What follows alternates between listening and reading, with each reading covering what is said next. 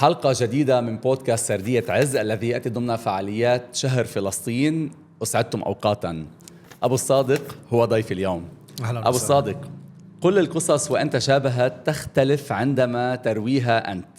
صحيح. يطيب لك أن تقول ذلك عادة. أحب. قصة 7 أكتوبر لا تشبه بقية القصص، وطريقتك الروائية الممتعة أسهمت في إيصال السردية الحقيقية إلى العالم، فكان لك تأثير مليوني.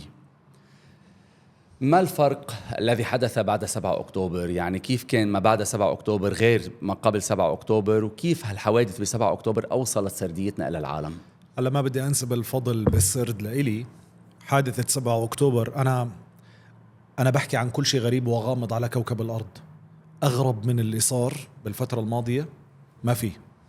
حادثة 7 أكتوبر الغرابة اللي فيها إنها رجعت الناس تفكر بفلسطين، رجعت الناس تفكر بالطريقة الصح، لأنه كانت الناس غافلة ونايمة طوال كل هاي الفترة الماضية. حادثة 7 أكتوبر الغريب فيها إنها رجعت الناس تفكر بالطريقة الصح. ألم يكن الثمن باهظا؟ كل تحرير له ثمن. ارجع عبر التاريخ كله رح تلاقي إنه كل شعب تحرر دفع ثمن باهظ. ألم نعتد المشهد؟ للأسف اعتدناه، لكن لا انخليت بليت. احنا بنحكي ما رح مش الكل اعتاد، لكن في جزء كبير اعتاد. هل اعتدنا لأنه يتم تحضيرنا لشيء أكبر؟ أنا حكيت هذا الشيء بواحد من فيديوهاتي، وأنا أنقل كلامك. أنا حكيت بهذا الشيء بواحد من فيديوهاتي إنه فعليا أسلوب الميديا ونقل الصور هاي المرة مختلف عن كل حرب. هاي المرة احنا بإمكاننا نشوف. كل الحروب السابقة ما كنا نقدر نشوف، ومن يدعي إنه بسبب كثافة النشر فالخوارزميات ما عم تقدر تلحق، أو إنه بلشت تفلت صور من هون ومن هون، هذا كلام فارغ. الخوارزمية بتقدر تعرف كل فريم بالفيديو، يعني كل ثانية فيها 24 صورة، بتقدر تلقط كل صورة بهاي الثانية وتوقفها. لكن تم النشر هاي المرة لأنه في بلان معينة إنه تخلي الناس تشوف. وهلأ بلش الحديث على فكرة عن الموضوع، بإنه كل شيء الكيان عم بيحاول يعمله عم بيسرب لك إياه قبل بفترة، مشان الناس تضلها تحكي فيه تتعود عليه، مشان لما يصير ما يكون حدث مفاجئ بالنسبة لهم. هذا اللي عم بيصير. كيف قدرت أبو الصادق تتلاعب على هذه الخوارزميات، تطيعها لصالحك دون أنه يمكن يصيبك سترايك أو دون أنه يصيبك شادوبان، أو هلأ أصابوك؟ شو الثمن يلي دفعته؟ كيف قدرت تتخطى هذه الخوارزميات، علما أنه الحرب التي نخوضها هي حرب خوارزميات وحرب سرديات؟ صحيح. في كوميونيتي جايد لاينز وفي شروط لهم لما بدك تنشر محتوى معين. تبتعد عن كلمات معينة وتبتعد عن صور معينة، إلا إذا أنت كنت منصة رسمية قادرة على أنك أنت تنشر. يعني الجزيرة بتقدر تنشر فيديوهات معينة، أنا ما بقدر أنشرها، أو صح. أي حدا بيقدر يعني مش أي حدا بيقدر ينشرها. فأنا تلعبت على الموضوع بتأويل اللغة العربية لأنها تحتمل الكثير من المعاني. هم في كلمات معينة الخوارزمية تلقطها. أنا كنت أحكيها بمعنى آخر باللغة العربية، وأبتعد عن الصور. في مشاهد تعبيرية توصل لك الرسالة. رسالتي بكل الفيديوهات اللي كنت أحكيها تعتمد على الصوت، على الكلام اللي أنا بدي أحكي لك إياه، مش على المشاهد. المشاهد الآن بإمكانك تشوفها وين مكان. فأنت عولت على الصوت دون المشهد. لا، دون المشهد. طب هذا التلاعب على هذه الخوارزميات كان حافز لك لتكون مبدع أكتر، لإيجاد يمكن صورة مختلفة، لإيجاد كلمات مختلفة؟ هل الأمر كان سيف ذو حدين؟ يعني في أمور ممنوعة، في قيود كثيرة، إذا أنت وقعت بهذا الفخ ممكن أن تتقيد، تتبند، فهذا دفعك لتكون مبتكر أكتر على وسائل التواصل الاجتماعي، أم المحتوى كان يهون عليك انك انت تكون مبتكر؟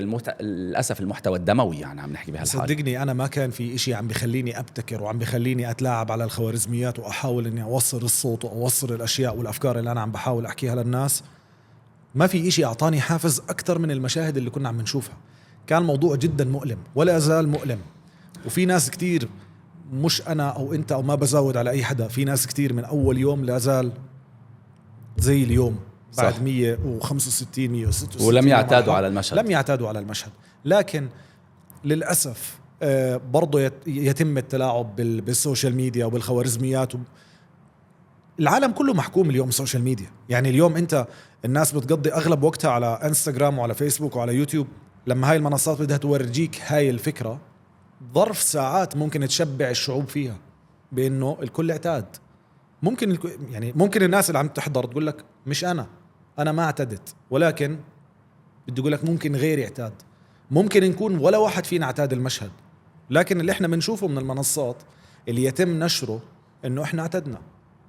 فالمنصات هي اللي بتوصل لك كل شيء بدها اياه. اعتدنا على هذه المشاهد القاسية جدا غير المسبوقة مثل ما قلنا، وهذا دفعك لتسأل أين الله مما حدث ومما يحدث؟ أين الله مما يحدث يا أبو الصادق؟ هذا موضوع حكينا فيه قبل فترة. أين نحن مما يحدث؟ يعني أنا طرحت هذا الفيديو عشان أذكر الناس اللي بتسأل هذا السؤال، أين الله مما يحدث؟ أين نحن مما يحدث؟ أنت شو عملت؟ أنا شو عملت؟ قبل ما إحنا نطلب منه، ما كل إشي في الدين عنا يتطلب السعي، ومن ثم التوفيق من الله، لأنه كل شيء بيصير بإرادة الله. لا تقعدن عن طلب الرزق وتقل اللهم ارزقني إن السماء لا تمطر ذهبا ولا فضة. شكرا. إحنا شو عملنا؟ لما إحنا عم نتساءل وين الله، إحنا شو عملنا قبل الله؟ إحنا شو عملنا؟ ولا شيء. ما بطلع لنا نسأل هذا السؤال أصلا. رقم 2، أنا حكيت بواحد من الفيديوهات بأنه بالنهاية في آخرة، وبالنهاية لازم أنه ننتظر جميع الأطراف إنها تدخل. وضربت مثال قصة سيدنا موسى لما هرب من فرعون، وربنا قال له واضرب بعصاك البحر. لما هرب ضرب بعصا البحر وانشق البحر وهرب. لما وصل على الجهة الثانية كان فرعون وجنوده عم بيلحقوه، كان بده يضرب البحر عشان يرجع يغلقوا عليهم ويهلكهم، لكن ربنا قال له شو؟ واترك البحر رهوة، يعني اتركه ساكن. ليش؟ لأنه كان لسه مش كل آل فرعون داخلين. ونفس الشيء حرب غزة، لازم في أطراف كثير لسه ما دخلت. بعد ما تدخل رح يجي عقاب ربنا، رح نشوف تدخل الإلهي. ماذا يفعل المليار مسلم إزاء ذلك؟ كمان سؤال طرحته. بتفرجوا صراحة. أنا برضو حكيت هذا الحكي بالفيديو.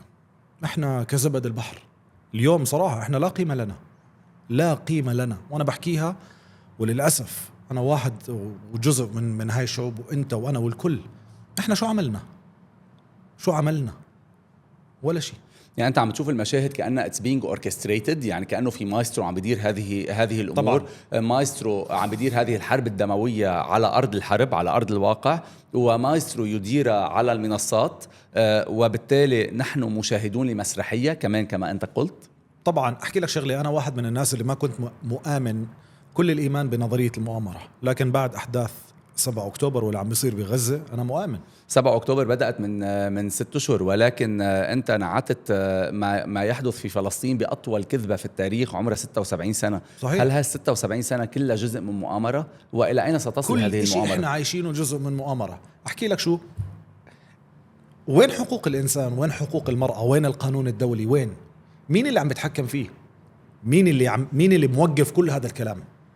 معناها في مؤامرة، معناها في قوة خفية تتحكم بالكوكب كله. هذه المؤامرة هي التي جعلت فيديو الحمار يأخذ مشاهدات أكثر من فيديوهات الأشلاء والأطفال الممزقة وحوادث الاغتصاب. صحيح. هذا جزء من مؤامرة، أو هذا جزء من تلاعب خوارزميات، أو تلاعب الخوارزميات هو جزء من مؤامرة كبرى؟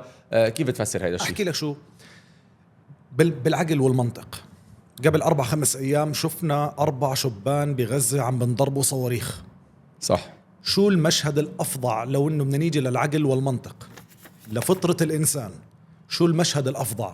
إنك أنت تشوف بني آدم بنضرب صاروخ وبتقطع جسمه، ولا إنك تسمع عن امرأة اغتصبت؟ الأفظع إنك أنت تشوف بني آدم تم ضربه صاروخ على الهواء مباشرة قدام كل كوكب الأرض. صح. صح؟ صح. لكن هذا المشهد الناس ما تفاعلت معه زي ما تفاعل كوكب الأرض كله امبارح مع موضوع الاغتصاب، لأنه الاغتصاب لسه جديد. لكن موضوع القتل اعتدنا على موضوع القتل، ولم نعتد بعد على موضوع الاغتصاب. صحيح. أوكي. واضح. أبو الصادق، شو المختلف بمحتواك؟ وليش كان عندك هذا التأثير المليوني الهائل؟ يعني صناع المحتوى كثر، محتواك وصل، شو المختلف؟ ما كنت بس بدي أشارك وأحكي، كنت بدي أوعي الناس على شغلات غافلة عنها. كنت لما بدي أشارك بدي أقدم قيمة، بدي أفتح عيون الناس على مواضيع تنتبه لها. كنت أبحث بالقضية وأبحث بتاريخ الكيان وابحث بتاريخنا وابحث ليش هيك صار وكيف اجوا اصلا من البدايه، في ناس ما بتعرف. فكنت انا عم بحاول اقدم معلومه تكون غريبه على الناس، تفتح عيونها على انها تفكر بالموضوع اكثر. يعني غير انك انت كنت الراوي، كان دورك دور المثقف لهؤلاء الناس. يعني الناس في روائيين كثر بس بدهم الكونتنت، المحتوى الغني الذي يثقفهم، مش بس انه بنقل هذه الصورة الدموية، بالجذور لهذه الصورة الدموية. يعني هيدا العمق اللي انت كنت عم تروح فيه، عم تعمل ديب دايف ربما. صحيح. يعني في شغلات كثير كانت تمر على الناس من بداية الحرب. يعني أحد خطابات الملثم قال فيها: شذاذ الآفاق خريجي معازل الجيتو. مر الحكي على الناس، الجيتو الحكي مر على الناس ما بيعرفوا شو هي معازل الجيتو. في ناس سمعوها معازف، في ناس سمعوها واضح ما بيعرفوا. فعملت فيديو عن الجيتو وربطه، وعشان أربطه بتاريخهم وأربطه يعني أفهمهم عن شو عم بيحكي ولا شو عم بضرب، وإنه هو عم بيعايرهم بتاريخهم. ربطته يمكن بفترة الألمان، وربطته بمعنى الإبادة لتبرر أن ما يحدث الآن هو إبادة. طبعاً. يعني هناك هذه الرسائل اللي عم توصلها. ففي محتوى من مثقف ومحتوى يثقف هؤلاء الناس. صحيح. أنا كنت عم بحاول أثبت إنه ما يمارس حاليا هو نابع من عقد نفسية عاشوها وما عم بيقدروا ينسوها، فهم عشان هيك عم بيرجعوا بيمارسوا هاي العقد وبدموية أكثر، بدهم ينتقموا. ما هو الثمن الذي دفعه أو يدفعه أبو الصادق، وهل تفكر بالأثمان؟ دفعت ثمن، ولكن بنظري يعني ما عندي حتى القدرة إني أحكي عنه. يعني بعتبر إنه إشي جدا قليل مقارنة بما يقدم من دماء وأرواح للشهداء على أرض غزة. أنا ما بقدر أحكي عن شو أنا قدمت أو شو الثمن اللي أنا دفعته، لأنه لا يقارن. ما في داعي إنه أنا أحكي شو دفعت وشو كذا وشو عملت، شو خسرت، لأنه هل الخسائر كانت كبيرة لصانع محتوى؟ أكيد ما رح قارن أنا خسائر صانع المحتوى بالخسائر الأشخاص الأرواح، بخسائر المنازل. في إحدى القصائد يلي هيك كانت كتير رائجة: فلسطين بدها مهر غالي. صحيح. يعني كل واحد عم بيقدم هذا المهر، عم بيساهم بهذا المهر على طريقته. طبعا. أنت على طريقتك شو المهر يلي ساهمت فيه، ولو كان بالنسبة لما يبذل من تضحيات هو أمر هين؟ والله ما بنحكى فيه صدقني. أنا يعني على مستوى صانع محتوى، ممكن صناع المحتوى بتقدر أكثر من المشاهد العادي، ممكن يحكي لك هذا موضوع سخيف، لكن أنت لما تتعب على أكاونت من 1 فولور ل1.5 مليون فولور، عليه ملايين وملايين المشاهدات، وبالأخير لأنك أنت حكيت رأيك بشكل صحيح يخالف ما عم بدور في العالم حاليا وما يتم إدارته بالعالم حاليا، بكبسة بضغطة زر بيطير الأكاونت. خسرت أكاونت 1.5 مليون على أي بلاتفورم؟ الفيسبوك. على فيسبوك. هذا الأكاونت الآن يعني واقف. هو وقلته واحد، هو موجود والرقم موجود، ولكن هلا الأمثلة تضرب ولا تقاس. بس ال 1.5 مليون لصانع محتوى هو كأنك أنت خسرت شركتك، كأنك خسرت صح. منزلك. يعني صح. كمان إنه مصدر رزقي، مصدر هو مصدر رزق. توقف. ولكن زي ما أنت حكيت، مهر رخيص وثمن رخيص مقارنة باللي عم بيقدموه. على الرغم من هيك قدرت ترجع تخلق صفحة جديدة على فيسبوك، وصلت هلا ل 1.4 مليون متابع. يمكن ال 400,000 متابع. لا هي نفسها هاي الصفحة اللي أنا عم بحكي عنها، هي هاي ال 1.4 مليون، هي هاي نفسها الآن، هي اللي خسرتها، هي موجودة الآن. هي هاي بس دورمنت، يعني هي بس موجودة هيك، ما لا تحقق دولار واحد، صفر دخل. واضح. على انستغرام لديك 850,000 متابع، وعلى يوتيوب لديك حوالي 3 مليون سبسكرايبر. شو الفرق بالمحتوى على انستغرام وعلى يوتيوب يلي عم تجرب انت تأثر من خلاله؟ يعني مدراء العالم زي ما بدنا نحكي، اليوم المنصة الوحيدة اللي فتحوا لنا إياها عشان نحكي بموضوع غزة هي انستغرام. على يوتيوب الجميع يتفاجأ، من أكبر صانع محتوى لأصغر صانع محتوى، بأنه إذا بتفكر أنك تحكي عن الموضوع سيتم عقابك بأقصى طريقة ممكنة، لأنه سترايك. على يوتيوب سترايك هو العقاب، لكن أنت تأخذ سترايكين مباشرة وتهديد بإغلاق القناة بسبب كلمة. وحصل هذا الشيء معك؟ حصل معي وحصل مع كتير صناع محتوى. فعشان هيك أنت برضو رجعنا ما إلنا غير أنه نضلنا نذكر. يعني أنا اليوم بكل فيديو من فيديوهاتي على يوتيوب قبل ما أبدأ أي موضوع لازم أحكي قبل ما نبلش: خلونا ننسى أنه إحنا بعدنا، خلونا نتذكر أنه إحنا بعدنا مقاطعين ومكملين. أنت بتركز كتير على فكرة المقاطعة أيضا؟ طبعا، لأنه شو عملنا؟ طب اوكي في خوف من السترايك، يعني كمان ما بدنا نخسر نحن يوتيوب تشانل لديه 3 مليون سبسكرايبر. طب كيف عم تقدر تصيغ هذا المحتوى ان such a way انه ما تقدر تاخذ هذا السترايك؟ بضرب الأمثلة. يعني إذا بكون أحكي عن عصابة معينة كانت موجودة بمنطقة معينة من العالم وبحكي إنه هدول الجماعة كانوا ما عندهم لا مبدأ ولا دين، بحكي زي جماعة كنتوا تعرفوهم أو زي جماعة أنتوا بتعرفوهم اليوم عايشين هذا الدور. يعني بضل ترميز وتلميح دون التصريح. بالضبط. هذه هي الطريقة هذا أقصى اللي ما أستطيع فعله بالفترة هاي. يعني واضح. هو برضو كمان من الغباء إنه أنا أروح لهم بشكل مباشر وأتحداهم وأخسر هاي المنصات. تخيل كل صانعين المحتوى بدهم يجوا بشكل مباشر وند لهاي المنصات ويخسروا. مين صفى عنده أكاونت عشان يحكي فيه؟ نعم. ما حدا. نعم. أبو الصادق، أنت دراستك هي مهندس صوت. صحيح. ودراستك كانت في أستراليا. يعني تعرف دراستي من عمان، شهادتي من أستراليا. يعني شهادتك من أستراليا، يعني أنت تعرف هذه السردية الغربية، يعني درست أنت في هذه المناهج. كيف ساعدك هذا الأمر بفهم الغرب، بفهم الناراتيف الأخرى، لتقدر تنسج هذه السردية بالطريقة التي نحن نريد ونشاء؟ أنا سافرت كتير، طلعت على يوروب وطلعت على أمريكا ولفيت كتير بالعالم. عشت فترة منيحة بأمريكا وفهمت كيف انك انت تكون عايش بجزء كتير بعيد عن منطقة الصراع الدائم بالعالم اللي احنا عايشينها، الوطن العربي، وكيف انك تكون معزول عن كل هاي الاخبار، وانه مصدرك الوحيد لمعرفة الاخبار هي وسائل الميديا اللي الحكومة متحكمة فيها هناك. الناريتيف عندهم والسرد عندهم وطريقة اطعامهم او فيدينج، هم مش عارف تلقين الشعوب بالاخبار اللي هم بدهم اياها، هي اللي خلتني أحاول أطلع بهاي الطريقة مشان أفهم الناس. لازم تيجي للناس من إشي كتير غريب. أنا ليش ببلش فيديوهاتي بأنه شو اللي بيخلي فيديو ما لاحظته إنه فيديو لحمار بنزف، وبشدد على كلمة حمار، عم بيجيب مشاهدات أكتر من فيديو فيه أشلاء الأطفال. عم باجي للناس في امباثي، في هذا التعاطف حتى مع الحدث، واستعمال هذه الأمثلة لخدمة الرواية اللي أنت بدك إياها. صحيح. صح. أبو الصادق، يعني لا يمل من الحديث معك. أنت ذكرت أنك أنت مهندس صوت بالفعل. هندسة صوتك لا يقدر يهندس هذه السردية، سردية العز التي كنت مؤثر بشكل هائل فيها، وساهمت بإيصال ما بعد 7 أكتوبر بطريقة لا تشبه ما حدث قبل 7 أكتوبر. وكل القصص وأن تشابهت اختلفت عندما رويتها أنت. أبو الصادق، أشكرك شكرا جزيلا. دكتور، شكرا كثير لك.